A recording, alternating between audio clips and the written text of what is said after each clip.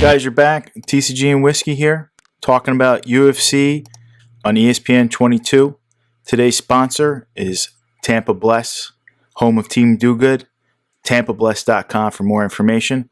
I'm joined by my pal, big UFC fan, Tom, in the corner there. First fight we're going to go over today is we got Whittaker versus Gastelum. I see this playing out one-sided for me. I'm not sure how everyone else sees it. But we're going to get Tom's opinion, see how he sees it breaking down, go over a little bit of the stats on it, and is there a possible upset? I don't know. We'll hear other people's opinions. Tom, how do you see this fight breaking down? How do you see it playing out over there? First off, thanks for having me, Marky. And I want to go through a little bit of the stats here, some of the info around these guys. Whittaker, number one contender. Obviously, Israel is the champ at the moment. He's 23, 5-0 overall, 13-3 in the UFC. In the UFC, in the 13 wins, none of them were by submission. So that's worth noting. He's 30 years old, 10 wins, and his overall record were by TKO, 5 by sub, and he's on a 2-fight win streak. Cannonier and Till, he beat both of them, and both of them are very high-end fighters, both by decision. He lost to Israel by strikes in 2019, October 2019. Prior till that, his most recent loss in the UFC, you'd have to go back to the loss by strikes to Stephen Thompson in February 2014. So realistically, he's only had one loss in the last 7 years, which is considerable. It speaks for itself. Pretty high end there. It speaks for itself. Yeah, it speaks for itself. Right. Gastelum, on the other hand, ranked number 8 currently, 29 years old, 16-6 overall with 6 KO wins, 4 subs, 6 decision. But in the UFC, he's 11-6-1 with 1 no contest. Right. And I said this when we were talking prior to recording here. The 1 no contest was listed as originally a win by strikes against Vitor Belfort. And then it was overturned because Gastelum had popped for marijuana, apparently. And those are that as some of the legalities change in the sport and in society. You kind of wonder if they're going to go back and take a look at those and just see if maybe they'll just tweak his record a little, give him that win. Give him the win, yeah. If it ends up being legal, to go back, right. Almost like getting it expunged in a way. Absolutely. February 13th, 2021, 2 months ago, basically, Gastelum fought, and he got his first win in his last 4 fights. Right. And it was against Heinisch. So he's lost 3 out of his last 4, but the good news is he won his last fight. You're coming off a win, and you can always get yourself on a streak here, get yourself on a roll. So he's got to feel good about that. I do want to stress, I don't put money in any of these fights. I'm not betting on any of these fights. I like to make predictions. It's more fun. I have my opinions. I have some of my favorite fighters that I might be bummed out if they lose. But all in all, when I watch a fight, if it's a good fight and the person I didn't pick to win wins, I'm not mad. All right? Congrats to them. And, you get to see how things can influence your opinion then going forward. Okay? Your opinion is based on the knowledge that you have at the moment and what you think. Okay? It's still not objective, though. It's subjective. So how do you see it playing out? Who do you got here? Yeah, so I'm thinking Whittaker is just too much. Round 3, possibly. Finish by Whittaker. Finish, huh? On the feet, going to the ground. You think the Reaper uses his ground game, his strong wrestling? No. I mean, if he does, it's going to be by ground and pound. Right. I mean, it's notable. I don't see it as a sub. It's notable Whittaker turned down, I believe, the Olympics to continue in the UFC career. I believe he could have made the Olympic team for wrestling. That's how good of a wrestler he is, and he never showcases that skill set he has. Just amazing that's in his back pocket, though. I personally am going to take Whittaker.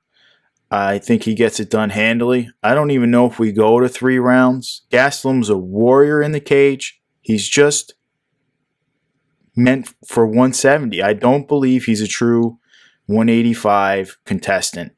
I believe he needs to drop a few pounds, go back down to 170, reevaluate.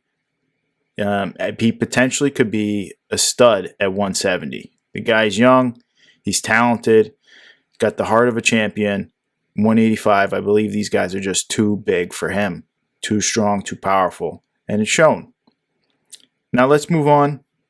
We got Tracy Cortez fighting Justine Kish. Kish.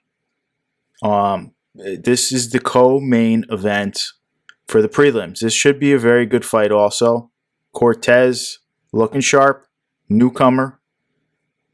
Kish has some wins over some notable veterans, but much earlier in her career. How do you see this one playing out? I want to touch on this and get into a little bit of the info, but also I just want to go back real quick to the Whittaker Gastelum. And how does that play out in terms of cards? Like, if Whittaker takes this win, what's his value jump on this? What are you feeling on this? If Gastelum does, what's happening in regard to the card value? Whittaker, his cards are already at a decent price. They're not crazy. His rookie card is obtainable right now. I believe Museum Collection is his first rookie printed. Gastelum was printed very early on. I'm pretty sure he's in 2013 Bloodlines. His cards are already a little expensive, but a lot of that has to do with McGregor and Nunes rookie cards are in that collection. Habib's rookie cards in there. That whole set is just very costly, very hard to get your hands on. You could probably still snatch up a Gastelum, but that set, McGregor just drove the price sky high. If you believe that Gastelum can truly, I know he challenged Adesanya, it was a good fight. If you believe he could do it again, beat Whittaker and then challenge Adesanya, it's a great buy. Whittaker to me is a buy just off of his last two performances, Cannonier and Till. He beat them. I'm not going to say he beat them handily, but he definitely beat them. And he looks good. He looks sharp. He should be challenging for the belt. Rumor has he didn't go for the belt shot. I believe he likes to spend time with his family. He doesn't want the pressure of defending the title. My personal opinion, he can speak for himself on that, but that's what it seems like. So I believe buy, and Gastelum to me is a hold. I know we can move on. You can give us the opinion, the rundown here on Cortez and Kish. Who do you like? How do you see it playing? Featherweight bout. Tracy Cortez, 8-1. Overall, 6 decision wins, 1 sub, and 1 KO TKO. Her only loss was actually her first fight in MMA, and it was by sub. She's currently 3-0 in the UFC. She's 27 years old. On the other hand, we got Justine Kish, born in Russia, actually adopted by an American couple, apparently. I hadn't heard this story. I was just doing a little research on it. I didn't know that. If that's true, that's very it's a nice story. Very cool story. Yep, 33 years old, 7-3, 2 sub, and 5 decision wins. On the other side, she lost by decision and sub. Were those losses? She's 3-3 in the UFC. She has a heavy Muay Thai background. So, I would imagine that getting into some type of clinch or striking is going to be kind of her go-to. It's going to be like her mind is kind of be trained to go to that, but she hasn't won by strikes. So I don't think the power's there. Right. But you have to be aware of just being grabbed up by her and potentially looking for that clinch and the strikes that come with it. Do you think this weight class favors Cortez over Kish, or do you believe this is a better weight class for Kish, being this is more of her natural weight class versus Cortez can fight at feather or bantam? No, it's an interesting. I just want to real quick finish up what I was going to say. She's coming off. She's 3-3 in the UFC, Kish, and she's coming off a loss and has lost 3 out of her last. Some of the notable victories, like against Nina Nunez and Randa Marcos, I believe, is in there. Around in her career, currently coming off a loss and has lost 3 out of her last 4. Both fighters are not ranked. I do like what you brought up, though, because that could play because Kish is going to feel a little bit more natural at this weight. However, I'm still going to lean towards Cortez and a victory here by decision. By decision. You got to love it. Not too many women's fights end like Nunes and Valentina. Just incredible what those two can do. Yeah, I also see this fight playing out. Cortez, I see ground and pounds, first, second, or third round, very possible. I don't know if I see a decision in this one. I think Cortez is bigger, stronger, has youth on her side. She looks good for the weigh-ins and everything of that nature right now. I've seen her ahead of time. She looks like she should have no problems. It's very looks very lopsided to me at the moment. Anything can happen in fights, but it looks like Cortez should get a finish in this one. As far as the card value goes, Cortez does not have anything printed yet. To me, she is a buy, just not knowing. I believe she'll be cheap coming out in the future here, being unranked, having a chance to climb the rankings. And Justine has cards. Her record speaks for herself. I don't believe you'll ever get the value you want out of her. If you really think she can make a run at this stage in her career, she's $1 for some of her best cards, maybe like $10, and you can get her striking signatures, but you can load up on her rookies for peanuts. I just don't see it. I'm a sell. If you have any of her, sell. Cortez is a buy. I believe she'll be cheap starting out. Now we're going to go on to our probably favorite fight of the night here, where we got Juan Espinoza going against Alexander Romanoff. This thing has the makings to be. This is going to be a finish. We do not see a decision in this fight. I doubt you do, but we got a good one here. These guys are both looking sharp, having a lot of wins coming off of. The only major difference here is Romanoff is 10 years younger, which does play a huge factor. Now, how do you see this one going down?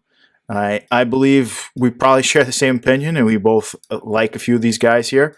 But how do you see this one playing down? How are you breaking this one down here, Tom? All right, so let's just go through the little bit of info real quick, some stats. Romanoff out of Moldova. He's 6'2", 260 pounds, 13-0 overall. 5 KO, TKOs, 8 subs, 0 decisions. So 13 wins with 0 decision victories. He's 2-0 in the UFC. He's 30 years old. He last fought in November 2020, so not that long ago. He fought last year. I think one thing worth noting, though, is his fight. He had a forearm choke sub victory in the UFC already, which is such a beast move. It's like you're putting your forearm down on the guy's neck, and it's very difficult to do that, to actually submit someone, and they are tapping out. He actually has 3 forearm choke sub. It's his move, baby. You gotta love it. Career, which is just monster. I mean, his nickname's King Kong, but that is a King Kong move right there. And he's hilarious too. Like, he's got a funny personality. Like, he's like, it's not scoop slamming, but he's basically like throwing some WWE moves on his like coaches when they come in after the victory. YouTube one of his fights and watch the end. It's great. They're never long. If they get to the second round, that's a long fight for him. Yeah. You got to love those fighters when they don't go to the second round. Oh, yeah. It's fun, man. And Juan Espino, 40 years old, like you said, 10-year difference. And Juan, I like to call him the other El Guapo, because Boss is the original. Right. 10-1. Doesn't include 2 exhibition wins that he had in Ultimate Fighter. That's not counted in his 10-1, but he did win them. His one loss, it was interesting when I was looking this up. It was actually, he lost by strikes in 9 seconds. Wow. Somebody got a bomb on him. Somebody got a bomb on him then. I don't know if I don't believe I watched that fight. So. It wasn't in the UFC. Right. This was prior to the UFC. Yeah. So he's actually out of Las Palmas, Canary Islands, born in Spain. And Alexander Romanoff was out of Moldova. But Espino's with a tight camp, ATT, American Top Team. Great camp. Yeah. So it's always worth noting that it's one of the top camps. And 2-0 in the UFC. So both these guys are undefeated in the UFC. He's 6'3", 255, basically the same weight, 1 inch difference in height. Right, He's 1 inch taller, he's listed as. His last fight was September 2020, so not that long ago either. Not as recent as November, but still not that long ago. Neither fighter in the top 15, and we both believe that whoever wins this fight will be in the top 15. Do you think that way? Yeah, I think Mark? these guys could get a ranking, potentially get into the top 15. Maybe B15 is more what I'm thinking, but yeah. Yeah, I see. I would feel the same way. 15 or below, if whoever to the winner, and I think it favors Romanoff if he wins, just because he would remain overall. Plus, he's younger, both undefeated. Has more of a name to be able to create around. 40 years old, it's going to be very hard to climb against the monsters in the heavyweight division. I'm not saying it can't be done. I'm just saying it's a difficult task. No, agreed. Yeah, fun fight. Where do I see it happening? I think it's Romanoff wins via strikes or submission. I don't really know, but he wins in either the first or second round, in my opinion. Right. So I definitely see it breaking down in the sense of these guys are both grapplers. So normally when you get two grapplers, heavy grapplers together, they stay on the feet. And I believe Romanoff has a serious power advantage on the feet. I see first round knockout by Romanoff just being the youth, and that I don't think Espinoza is going to want to go to the ground with him. I mean, they're both heavy ground guys. I like the fight. I'm excited for this fight. Espinoza's cards are super cheap right now. I believe his rookie cards 2019 Topps Chrome, great set, but super cheap. 40 years old. I just believe he's too old to break into the top 5 even. I'm not going to say he can't break to the top 10 if he gets a few big victories, but these guys have all been waiting for that title shot. Now that Francis is in there, you never know how often he fights, but it's very difficult to get that title shot up there. And then King Kong, those 30, he's got time. He looks good. He looks youthful out there. He's big. He's strong. I think he gets this win. He can go maybe get a fight like somebody like Sergey Pavlov. I mean, the polar bear versus King Kong would be a great fight. And that's my prediction on that one. He doesn't have a card yet. I am a don't buy on Juan, and then I'm a buy on Romanoff. I think the guy can have a good future at his age with his skill set, good team around him. And those are the fights we're going to be covering on this card.